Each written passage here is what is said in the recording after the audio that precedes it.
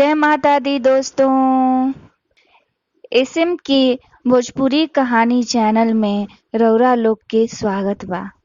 दोस्तों, अगर रउरा लोग हमार चैनल सब्सक्राइब ना कइले होखब त सब्सक्राइब कर दी और लाइक और कमेंट भी करब और बेल आइकन भी दबा देब ताकि जब भी हम नया कहानी लेकर आए रउरा लोग तक पहुंच सके। दोस्तों, जैसे कि हम दुर्गा सप्तशती के छठा अध्याय रउरा लोग के बीच रखले रही। अब हम रउरा लोग के बीच दुर्गा सप्तशती के 7वां अध्याय रखे जातानी। पहले हम माई के ध्यान करब, फिर रउरा लोग के अध्याय सुनाई। हम मातंगी देवी के ध्यान करतानी। उ रत्नमय सिंहासन पर बैठ के पढ़ते हुए तोता के मधुर शब्द सुनताड़ी। उनके शरीर के वर्ण श्याम बा। उ अपन एक पैर पर कमल के रखले बाड़ी और माथा पर अर्धचंद्र धारण कइले बाड़ी तथा पुष्प के माला धारण कइले बाड़ी और वीणा बजावताड़ी। उ लाल रंग के साड़ी पहिन के और हाथ में शंखमय पात्र लेले बाड़ी। उनकर वंदन मधु का हल्का हल्का प्रभाव जान पड़ता और ललाट में बिंदी शोभा देता।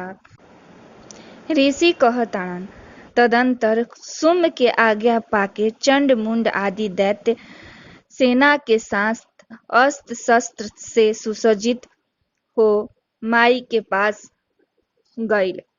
फिर गिरिराज हिमालय के सुवर्णमय ऊंचा शिखर पर पहुँच के उ सिंह पर बैठल देवी के देखलस। उ मंद मंद मुस्कुरात रही। उनका के देख दैत्य लोग तत्परता से पकड़े के योजना बनैलस। केहू धनुष तान लेलस, केहू तलवार संभलस और कुछ लोग देवी के पास आके खड़ा हो गई। तब अंबिका उस शत्रु के प्रति बड़ा क्रोध कैली। ओ समय क्रोध के कारण उनकर मुख काला पड़ गई, ललाट में भौं टेढ़ हो गई और वहां से तुरंत विकराल मुखी काली प्रकट भइली जो तलवार और पास लेले रही। उ विचित्र खटवांग धारण कइले और चीते के चर्म के साड़ी पहिनले नर मुंड के माला से विभूषित रही। उनकर शरीर के मांस सूख गईल और केवल हड्डी के ढांचा रहे, जैसे उ अत्यंत भयंकर जान पड़त रही। उनकर मुख बहुत विशाल रहे और जीभ लपलपाए के कारण उ भी डरावना प्रतीत होत रहे। उनकर आंख भीतर धस गईल और कुछ लाल रहे। उ भयंकर गरजे लगली। संपूर्ण दिशा में उनकर गर्जना गूंजे लागल। बड़ा बड़े दैत्य के वध करते हुए उ कालिका देवी बड़ा वेग से दैत्य के उस सेना पर टूट पड़ली और उनकर भक्षण कर लेली।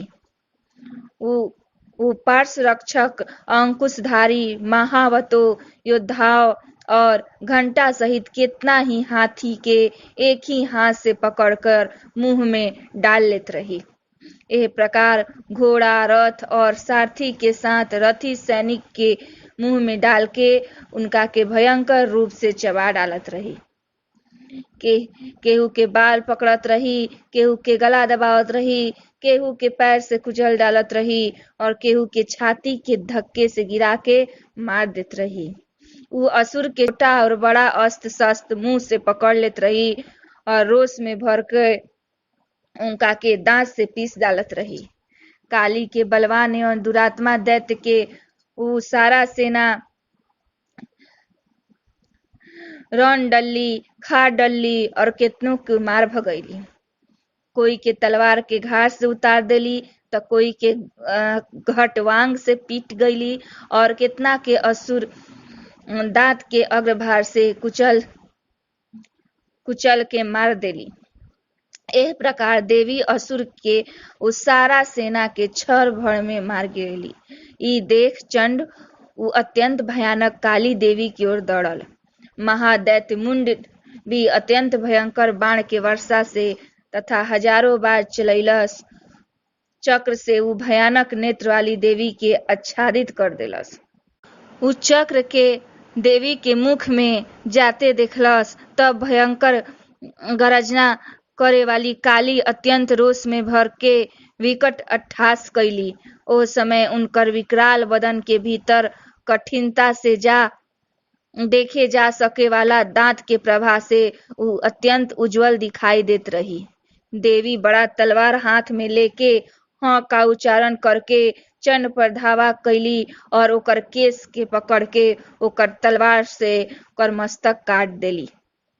चंड के मारा देख के मुंड भी देवी की ओर दौड़ल। तब देवी रोष में भर के ओकरा भी तलवार के से घायल करके धरती पर सुला देली।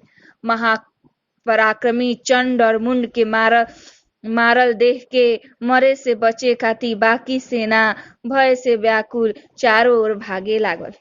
तदंतर काली चंड और मुंड के मस्तक हाथ में ले चंडिका के पास जाके प्रचंड अट्टहास करते हुए कहली, देवी हम चंड और मुंड नामक ई दोनों महापशु के तहरा के भेंट करतानी। अब युद्ध में तू शुंभ और निशुंभ के स्वयं ही वध करीह।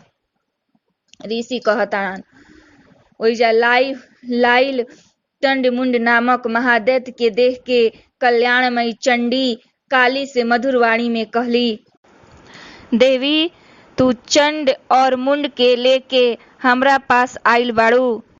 ए से संसार में तू चामुंडा के नाम से विख्यात होगू। चंडिका देवी के नमस्कार बा।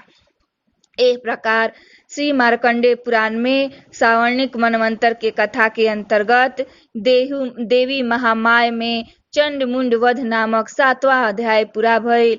फिर हम 8वां अध्याय रौरा लोग के बीच लेके आइब। जय माता दी।